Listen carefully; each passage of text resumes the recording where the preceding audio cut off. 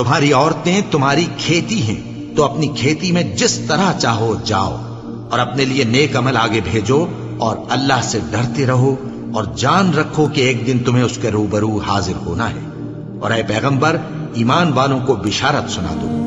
اور اللہ کے نام کو اس بات کا ہیلا نہ بنانا کہ اس کی قسمیں کھا کھا کر سلوک کرنے اور پرہیزگاری کرنے اور لوگوں میں صلح و سازگاری کرانے سے رک جاؤ، اور اللہ سب کچھ سنتا ہے، جانتا ہے۔ اللہ تمہاری لغو قسموں پر تم سے مواخذہ نہیں کرے گا،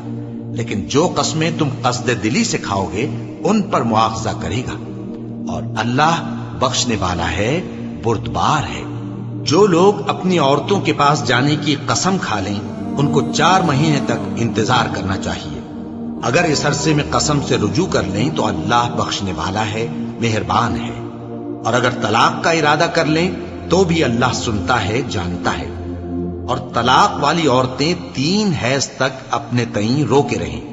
اور اگر وہ اللہ اور روز قیامت پر ایمان رکھتی ہیں تو ان کو جائز نہیں کہ اللہ نے جو کچھ ان کے شکم میں پیدا کیا ہے اس کو چھپائیں۔ اور ان کے خاوند اگر پھر موافقت چاہیں تو اس مدت میں وہ ان کو اپنی زوجیت میں لے لینے کے زیادہ حقدار ہیں۔ اور عورتوں کا حق مردوں پر ویسا ہی ہے جیسے دستور کے مطابق مردوں کا حق عورتوں پر ہے،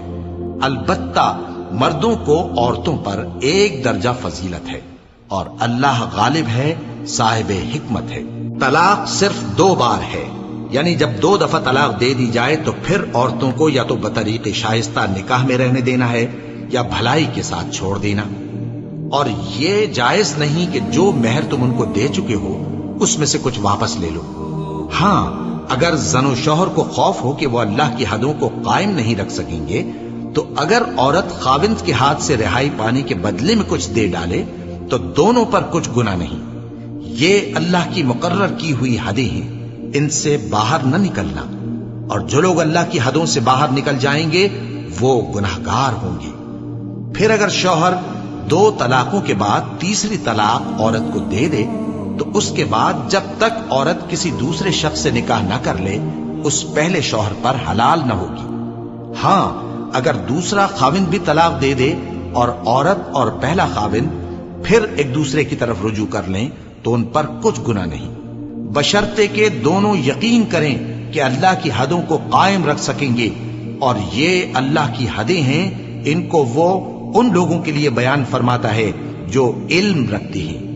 اور جب تم عورتوں کو 2 دفعہ طلاق دے چکو اور ان کی عدت پوری ہو جائے تو انہیں یا تو حسن سلوک سے نکاح میں رہنے دو یا بطریق شائستہ رخصت کر دو،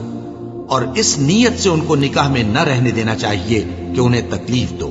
اور ان پر زیادتی کرو، اور جو ایسا کرے گا وہ اپنا ہی نقصان کرے گا۔ اور اللہ کے احکام کو ہنسی اور کھیل نہ بناؤ، اور اللہ نے تم کو جو نعمتیں بخشی ہیں اور تم پر جو کتاب اور دانائی کی باتیں نازل کی ہیں جن سے وہ تمہیں نصیحت فرماتا ہے ان کو یاد کرو، اور اللہ سے ڈرتے رہو، اور جان رکھو کہ اللہ ہر چیز سے واقف ہے۔